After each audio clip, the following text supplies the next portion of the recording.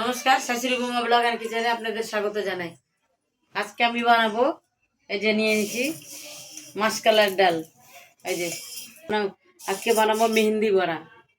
তার জন্য এখন ডালটা ভিজে রাখবো।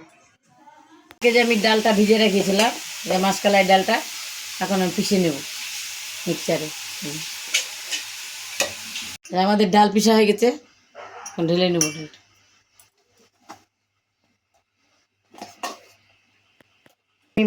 ভালো করে মেখে রেখে দেবো, আধা ঘন্টা পর বড়া বানাই।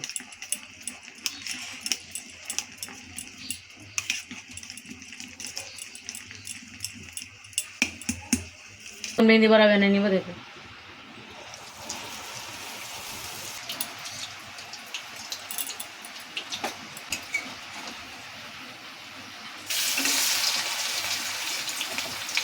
আর একটা মেহেন্দি বড়া হয়ে গেছে, তুলে নিচ্ছি।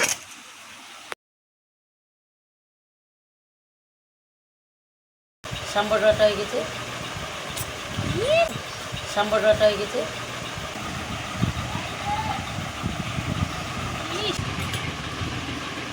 আমি আজকে বানালাম মেহেন্দি বড়া আর এই যে সাম্বার মশলা। সাম্বার খাই, দেখো দেখো